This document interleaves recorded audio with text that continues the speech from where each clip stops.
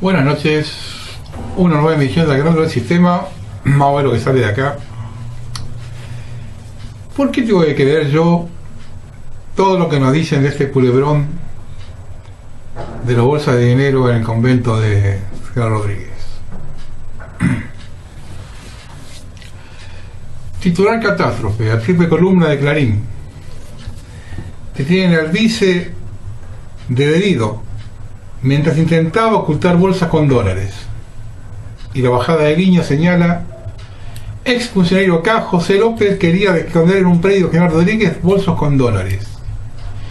Fue el secretario de Obras Públicas durante 12 años de la presidencia de Néstor y Cristina Kirchner. Inmediatamente el macrismo en su peor mes y la previa de su peor mes descorchaba champán. El presidente Mauricio Macri, la gobernadora Vidal y hasta el intendente de General Rodríguez, el ignoto Miguel Cubar, manifestaban su asombro. Aquí estamos muy mal porque el kirchnerismo se robó todo. Y lo prueba la maniobra de un funcionario de segunda categoría, no un ministro, sino un secretario de Estado. Vamos a revisar algunas cositas de esto. José López está en su casa, 6 meses después de la victoria del macrismo y la ofensiva judicial desplegada contra el kirchnerismo, y no deposita su dinero mal habido en ninguna cuenta en Panamá o en Bahamas. La tiene debajo del colchón. ¿Qué pasó? ¿Recibió algún llamado? Entonces López hace lo siguiente: agarra los 8 o 9 millones de dólares, es decir, 80.000 billetes de $100, mucho más si tiene dinero con una denominación menor, a unos relojes, y los empieza a guardar. Serían 8 o 9 valijas de las grandes. Cada palo pesaría unos 12 kilos. Pero que están cagando entre 96 y 28 kilos de dinero, más los super relojes. López tiene un excelente estado físico a pesar de sus 55 años y carga solo este volumen y peso, con la mano libre, quizá colgando como bandolera, mantiene un rifle. La seguridad es lo primero. Hasta acá el relato parece nacido de la mente de un febril fans de Breaking. Veamos qué hace entonces. A plena madrugada se dirige a un convento que al principio se dijo abandonado y ahora parece que está habitado por 2 monjas. Está bajando 8 bolsos que pesan los 26 kilos para enterrarlos, según se precisó que los arrojaba por encima de un paredón. La otra versión es que estaba ocultándolos en la cocina. Una vecina que luego pasó a ser un vecino. Están desvelados. Es una noche helada en una zona semi-rural de General Rodríguez. Sale a pasear para recuperar un sueño y quizá el perro para defecar. Y entonces, ¿qué ve? Un pelado bajando bolsas en un convento para enterrarlos. O los está tirando por un paredón, o no lo ve porque está en la cocina del convento, pero igual sospecha algo y carga un arma. Es obvio que se trata de un delito. No se mete en la casa asustado, como hace el 95% de la gente. Es un ciudadano comprometido. Al principio no sabía quién era, ahora parece que es un productor de pollo llamado Jesús, en la puerta de un convento. Entonces llama al 911 para avisar que algo muy regular ocurre en su despoblado vecindario. Y como no suele suceder, la bonaerense llega en 3 minutos. Y aún no sabe cómo, pero debe tener que ver con la prestancia de los medios. Los periodistas de Clarín se enteran del toque y pueden fotografiar parte del botín. General Rodríguez, 5 de la mañana, un día de invierno crudo. El mismo Marcos Peña reconoció que la detención fue de película. Y para Clarín, la cena de ayer de la madrugada bien podía animar un capítulo de la correría de Bush Cassidy.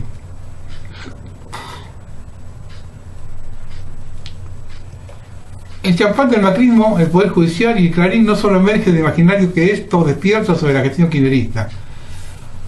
Para elevación queda implicada la curia local, en especial el obispo Rubén Di Monte, consejero espiritual de Devido y nexo con el gobierno, que vivió ahí hasta su muerte, en abril. Lo insólito es que llevara armas con el CLU vencido. No es para nada convincente que viajara solo y mucho menos que llevara una carabina calibre 22, un arma de bajo calibre, y hacer una réplica de un fusil de asalto se transforma en incómodo y poco práctico para manejar en situación de defensa. Lo ideal en estos casos es de viajar de a dos o con un auto de apoyo. Semejante disparate solo cierra con una mexicaneada de la que el ex funcionario kirchnerista fue advertido de que le iban a robar, o bien alguien lo llamó para robarlo o pedirle que entregue todo para parte del dinero. El 9 de mayo de 2016, OPI Santa Cruz publicó una noticia en la cual se contaba que el ex chofer del ministro Kirchner, Roberto Sosa, había sido secuestrado por dos delincuentes, a su vez empleado del vicegobernador Pablo González, sometido a tortura para que dijera dónde guardaba la plata que había manejado de la familia Kirchner. Algo parecido le pasa a Lázaro Báez con su mexicaneada con Cristina. A ver, estamos hablando de dos bandas de rapiña del Estado que el 10 de diciembre pasado cambiaron figuritas, pero que durante 12 años trabajaron juntos robando de la obra pública. Por lo tanto, es imprescindible que de alguna forma cubrirse uno con el otro y tratar de que algunos perejiles se hagan cargo del robo. Es harto sabido que en la Cámara de Construcción la detención de López genera inquietud y que en círculos allegados al gobierno quieren cerrar lo antes posible todo esto. No hay empresario que no haya pagado coimas o facturado con sobreprecio en cualquiera de los gobiernos provinciales y municipales. Si esto no se cierra pronto, los aplica Macri en cualquier momento. En este traspaso de bandas hay pactos mafiosos, negocios para cerrar, cosas para acomodar. En el medio hay 40 millones de idiotas que compran este culebrón clase B del tercer mundo, mientras ellos nombran jueces corporativos y sancionan las leyes que necesitan detrás de las cortinas de humo que generan. En vez de discutir acerca de López, deberíamos hacerlo para conocer los negocios conjuntos que macristas y kirchneristas que les cuestan al país infinitamente más que 10 millones de dólares. Y conocer estos dólares que tenía López, ¿a quién se los coimió? ¿Quiénes fueron los empresarios de la construcción que lo pagaron?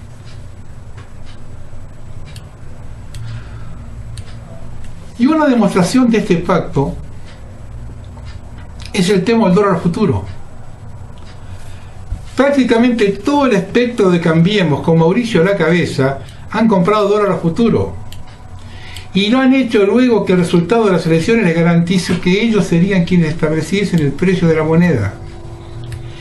Y esto ha sido así hace 150 años. Las burguesías en la Argentina se establecieron al calor de la teta del Estado. La aristocracia aristócrata ganadera que negoció el pacto Roca-Russiman se construyó sobre la base del reparto de tierras luego la conquista del desierto. Y la nueva que nos asona en este momento la construyeron las reformas naturales de Martínez Dios y de Cavallo. Ni una sola de las grandes fortunas de la Argentina se hizo en base a esfuerzo personal o inversión de riesgo. Todos han chupado la teta del Estado y de su codicia nos dejaron la indigencia, millones de jubilados con haberes ridículos, generaciones enteras perdidas, de las cuales nos tenemos que hacer cuenta nosotros, porque ellos siguen chupando la sangre de forma descarada. Y lo pueden seguir haciendo porque 40 millones que se creen ser lo más inteligente del continente están siendo vacunados y una otra vez con la misma vacuna. Varias veces manifesté que el sistema se maneja igual. ¿Por qué van a cambiar si consiguen los mismos resultados? Y en los 70 nos metieron una guerrilla armada que provocó una aluvión de gobiernos liberales que nos sacaban del infierno. En el siglo XXI nos vuelven a meter la misma guerrilla vía Foro de San Pablo para provocar otra aluvión liberal. Los mismos protagonistas a ambos lados del mostrador para que sigamos comprando el mismo pescado podrido. Otro hecho repetido es la teoría de los dos demonios, que tan buen resultado le dio hace 40 años y ahora se repite con Macri y Cristina, cuando en realidad es un solo demonio con dos cabezas. Y nosotros seguimos la corriente porque tratar de cambiarla y controlarla significa un esfuerzo que no estamos dispuestos a realizar. Por ello seguimos comprando el mensaje que el único sistema viable es la democracia liberal y la única alternativa es un golpe militar. Seguir sosteniendo eso en el siglo XXI es pensar con mentalidad de preescolar. Y si no salimos de la infancia, no pretendamos ser adultos.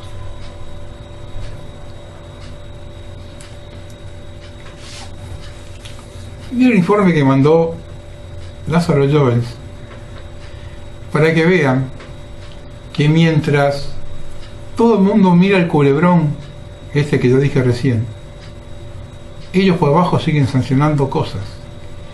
Y observen esto que voy a decir ahora, que no se comenta. Al contrario, se comentan mentiras con respecto a esto mismo. Escuchen con atención.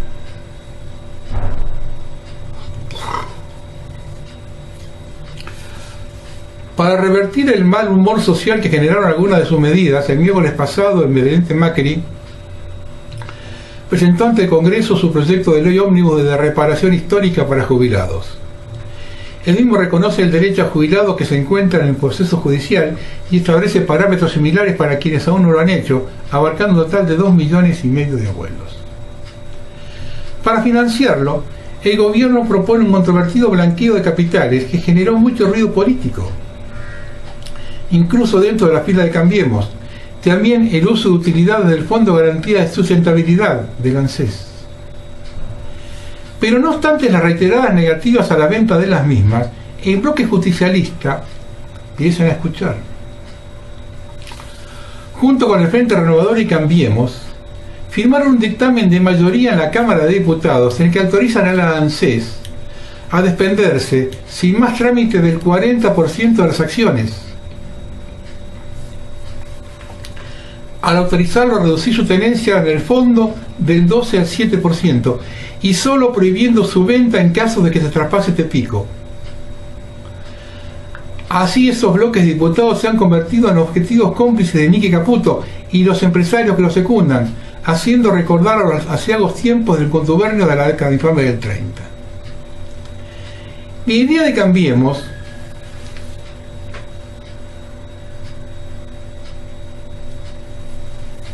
donde en acciones de empresas privadas hay un codiciado botín del orden de 126.000 millones de pesos, no es nueva. Desde el primer día en que Macri puso un pie en la Casa Rosada, desde el gobierno amarillo viene evaluando la posibilidad de desprenderse de las acciones y otros activos del ANSES. Por eso las empresas reclamen. Esta tarea se les encomendó especialmente a 3 altos funcionarios macristas, estrechamente ligados a los grandes bancos. Luis Caputo, secretario de Finanzas, expresidente de Deutsche Bank y jefe de negocio de JP Morgan. Luis Blaquier, director del Fondo de Garantía de Sustentabilidad del ANSES, ex Goldman Sachs, emparentado con la empresa Ledesma, de la cual el ANSES es accionista. Y Matías Tamburini, director general de operaciones del FEGC del Deutsche Bank, banco alemán. La estirpe de Gordon Gekko, de los 3 nombrados, se pone en evidencia en las operaciones de dólar futuro que conectaron cada uno por su lado, alzándose con una ganancia de 3.600.000 1.700.000 y 23.100.000 pesos cada uno respectivamente. Por ello es de imaginar el festín que pueden hacerse administrando el Fondo de Garantía del ANSES.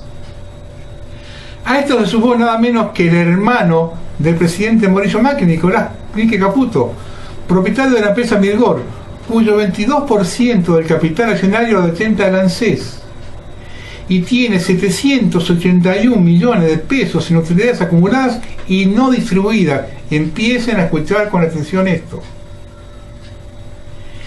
Quien pasó a ocupar el estratégico puesto de vicepresidente del Merval, donde cocinará no solo esa venta accionaria, sino también la cotización de esas acciones, con el objeto, según hizo trascender públicamente el ámbito financiero y el cronista, de pilotear desde allí la recompra de las acciones en poder del ANSES de su empresa Mirgor, que fundó junto con Mauricio Macri. Está acompañada en esta tarea como director de Merval por Delfín Ezequiel Carvalho del Banco Macro, cuyas acciones del 31% la detenta el ANSES, y tiene 4.678 millones de pesos de utilidades acumuladas y no distribuidas. La estirpe Gordon Gekko de Carvalho también lo pone en evidencia las operaciones de dólar futuro, en el que asociou con una ganancia de 117.800.000 pesos, buena parte de ellos gracias a las apuestas que hizo el 18 de noviembre, el último día que fusionó al Roflex, Rosario Futures Exchange, previo al balotaje, apostando claramente así al triunfo de Cambiemos. Y detrás de ellos se mueve Pablo Roca de Techín, grupo que con la operativa del dólar futuro tuvo ganancias por 166 millones de pesos y que su vinculada a Siderar, cuyo 26% lo detenta el ANSES, tiene ganancias acumuladas y no distribuidas que trepan a 4.622 millones de pesos. De arranque, esa empresa no fue fácil. Debido a la ley 27.181 aprobada el año pasado bajo el gobierno de Cristina Fernández, toda la cartera de inversión del Fondo de Garantía fue declarada de interés público por el Congreso. Por eso ahora, para poder disponer de su venta, Cambiemos, que no controla el Congreso, necesita mayoría grabada de 2/3 de los votos en ambas cámaras. La promulgación de un DNU fue la primera idea que carburaron los financistas Caputo, Blaquier y Tamburini, con el objeto de vender los bonos de la deuda pública y cancelar plazos fijos que tiene el organismo previsional para pagarle una porción de la deuda a unos 60.000 jubilados con sentencia firme. A la par, funcionarios del ANSES hicieron consultas a los CEOs de las empresas Siderar, Molino, Galicia y BBA francés para evaluar la posibilidad de una recompra de las acciones del ANSES, utilizando para ello los resultados no asignados. Eso es, las ganancias que las empresas no repartieron con sus socios, entre ellos el ANSES. Vayan observando el negocio, Operación que conlleva una extraordinaria estafa, dado que representa nada menos que comprar las acciones del ANSES con plata del ANSES. Al pertenecer el 35% de esos resultados no asignados a las acciones en poder de la misma ANSES. Conformes las cifras de los balances del año 2015, los resultados no asignados contabilizados de manera diversa por las 45 empresas de las que es accionistas ascenderían a 120.000 millones de pesos, de los cuales casi un 20%, 22.000 millones, corresponderían a las acciones en poder del ANSES. Como la tenencia del ANSES, según su valoración bursátil de agosto de 2015, ascendía a 63.718 millones, esos 22.350 millones de resultados no asignados pertenecientes a las acciones en poder del ANSES representan el 35% total de las acciones en poder del ANSES. O sea, que los afortunados empresarios que a lo largo de los años no distribuyeron grandes dividendos porque tenían al ANSES como socios importantes, ahora, en nueva vuelta de tuerca podían despojar al ANSES de esas acciones con dinero que más de un tercio pertenecerían a la misma ANSES. Además de los enjuagues que en el precio de esas acciones que Como autoridades del Merval podrían ser Nicky Caputo y ese Carvalho. ¿Se dan cuenta? Con los dividendos que no repartieron, que le pertenecen al ANSES, con eso mismo recomponían las acciones.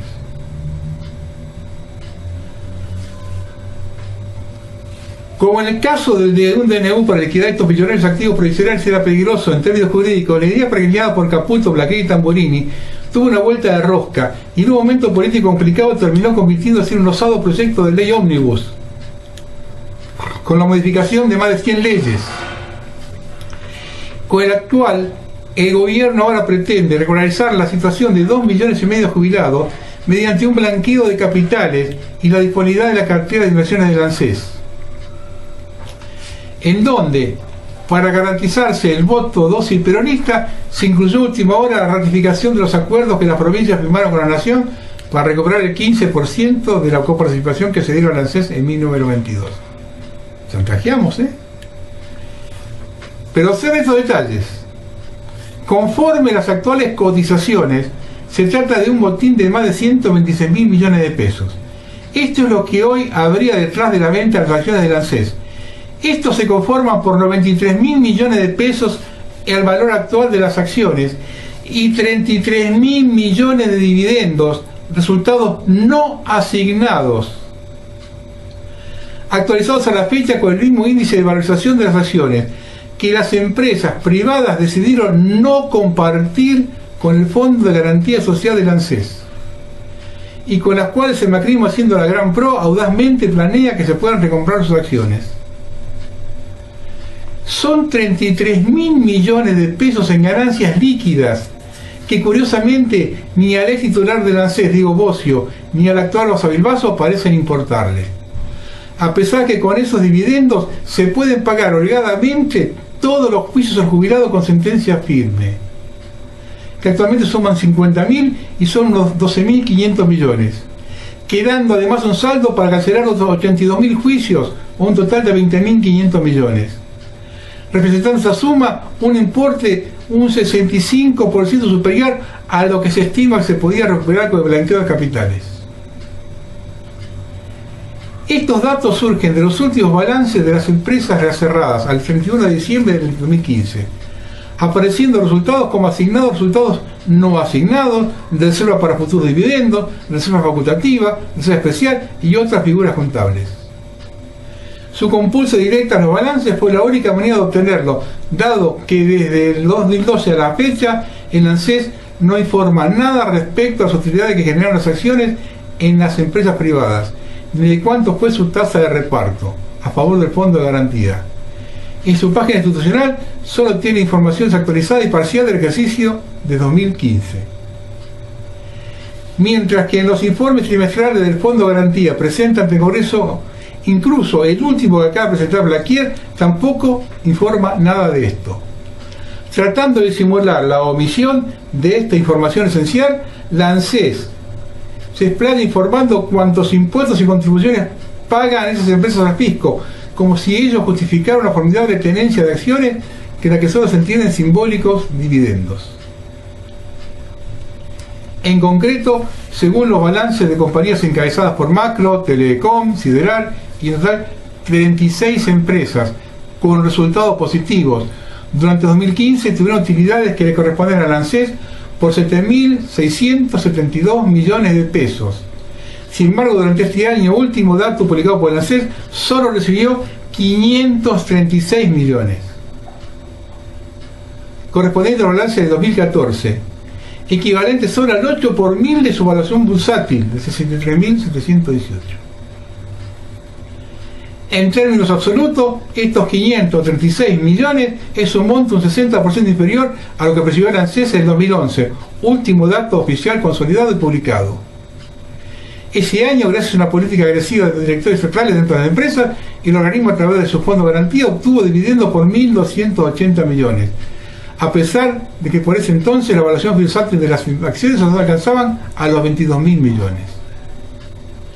Pero en 2012 el gobierno kirchnerista creó la Dirección Nacional de Empresas con Participación del Estado y a partir de ahí, en evidente consonancia con la política empresaria de no distribuir dividendos, los directores estatales olvidaron enteramente los dividendos a favor del Fondo de Garantía del ANSES y de informar al respecto, lo cual en términos reales reportó en el 2015 conforme los números antes apuntados. ¿Se dan cuenta? No repartieron las ganancias y ahora con ese dinero que está guardado por ahí es con que empiezan a recomprar las acciones con el mismo dinero que no repartieron, mientras usted sigue cobrando una jubilación miserable y hacen todo un circo que le van a pagar lo de la deuda cuando tienen el dinero para hacerlo y no lo hacen. Esta es la revolución de la alegría. Pero observa cómo nos toman el pelo, porque una cosa es hacerla y otra cosa es tomarnos el pelo y reírse de nosotros. Ahora todo el mundo habla de este hombre, de López. Bueno, Sergio Berman designó a un hombre de Julio Devido y el detenido Julio López como inspector de las industrias de Acumar, el organismo tripartito encargado de sanear el riachuelo. Se trata de Alberto Daniel García, quien llegó a Acumar en 2010 por impulso de la mujer de Devido, Alessandra Lamentieri. La llegada de García, un soldado de Devido, López y el entonces secretario de Coordinación y Control de Gestión Roberto Barata movió denuncias penales al instante. Es que cuando lo nombraron en 2010 al frente del área jurídica de Acumar, García ya estaba procesado por la justicia por el escándalo del caso Greco. El juez federal Sergio Torres procesó a García como responsable de la acción fraudulenta en perjuicio de la administración pública por su participación en el fallido pago de una deuda estatal al Grupo Greco de 500 millones por medio de una partida que estaba oculta en el presupuesto nacional. El hombre de Devido era el titular de asuntos jurídicos del área de entes liquidados del Ministerio de Economía y fue procesado como posible coautor en las maniobras por las cuales la cartera económica estuvo a punto de abonarle en 2006 la deuda al Grupo Greco. Pese a este historial, Berman, que además del ministro de Medio Ambiente es el presidente de Acumar, destinó a García como encargado de inspeccionar las industrias del riachuelo. El hombre de Devido fue nombrado el pasado 17 de marzo a cargo de la coordinación de procedimientos sancionatorios. El de García no es el único nombramiento polémico de Acumar. El director de Asuntos Jurídicos de Santiago Caplún, un abogado ambientalista que patrocinó una demanda colectiva de vecinos por la contaminación del riachuelo contra el Estado Nacional. Es decir, que como director de Asuntos Jurídicos debe pagarse sus honorarios como litigante contra el propio organismo que integra. La polémica lista no termina allí. Berman tiene como asesor al publicista Daniel Mercado, que confesó haber cobrado coimas del Partido Popular Español. Esto lo publica la Política Online. ¿Se dan cuenta? Y la gente sigue comprando, ¿eh?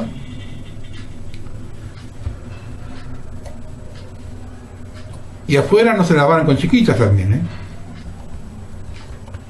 Vamos a lo que pasó en Estados Unidos, en Orlando. La farsa del tiroteo de Orlando. Una vez más encontramos datos alarmantes que demuestran la complicidad de los medios de comunicación, fuerzas de seguridad y élites gobernantes en un atentado terrorista con un solo objetivo: engañar al público.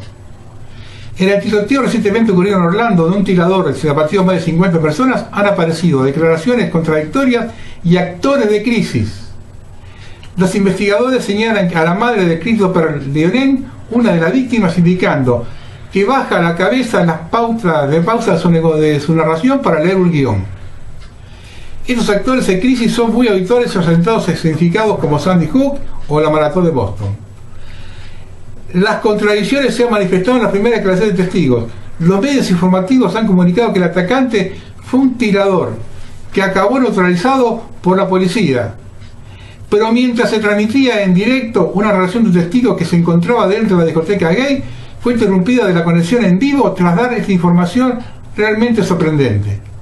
El testigo declara que mientras subía de la sala pudo ver como un hombre sujetaba las puertas de emergencia bloqueándolas e impidiendo su salida. Tras esa frase suena un bip y el locutor de la cadena televisiva hace como si hubiera perdido la conexión con el informante.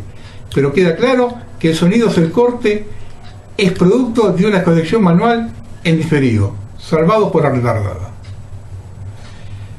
Por lo tanto, según el relato anterior, parece que el tirador no actuaba solo, sino que tenía un pequeño grupo de acción que le ayudaba a representar esa pequeña pero gran función. Han llamado la atención las fotos del asumido culpable con camisetas de la policía, como si hubiera pertenecido a un cuerpo de la fuerza del Estado o sintiese admiración por alguno de ellos. Entonces es cuando podemos escuchar declaraciones sobre el supuesto terrorista, Omar Sedike Maten, por parte del corresponsal de la cadena panárabe Al Mayadin. El tirador de Orlando ha trabajado en una empresa de seguridad israelí-británica, GS4. Esta compañía está dedicada a la seguridad de los aeropuertos de Europa y Estados Unidos y está vinculada a los servicios secretos e inteligencia. Han sido acusados de tortura a presos palestinos en prisiones israelíes delegadas en esa empresa. Esta compañía sería algo muy parecido al ICTS, también creado y dirigido por Israel y servicios secretos internacionales, que también es investigado en relación con los atentados del 11 de septiembre y el Egipten MS-804. Actualmente las acciones del eje C4 están cayendo picadas a los procesos de información. Increíble. Un hombre nacido en Estados Unidos, educado en Estados Unidos, trabajado en Estados Unidos, todos su vida en Estados Unidos, ahora resulta que es afgano. Y fíjese cómo se maneja esta gente. También tuvimos los problemas que hubo en la Eurocopa en Marsella. La OTAN utiliza el fútbol Marsella por la Eurocopa y posteriormente Lille y albaneses, ucranianos y croatas recientemente ingresados en la OTAN que quieren hacer méritos y sus pinitos agradecidos de por vida a la OTAN, según ellos mismos dicen, y que se hacen pasar por ultrarrusos de un lado, como muestran los chocantes videos.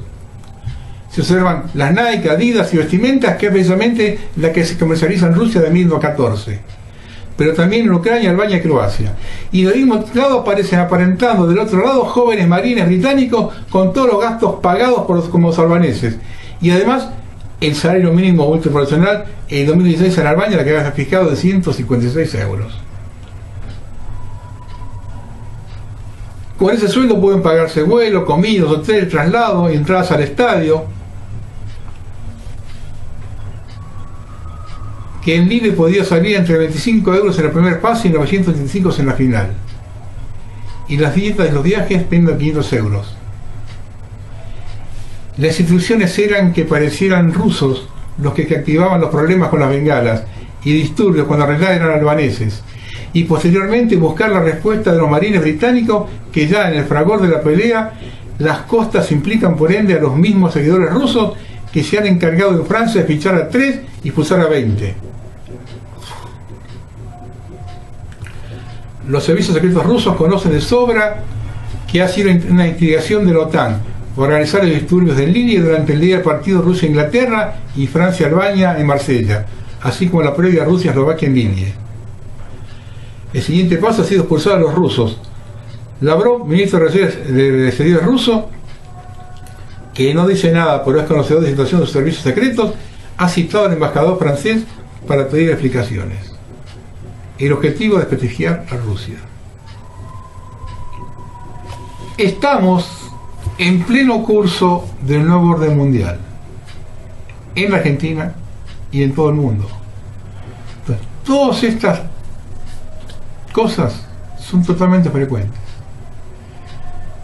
Acá en Argentina seguimos creyendo todavía que algo cambió,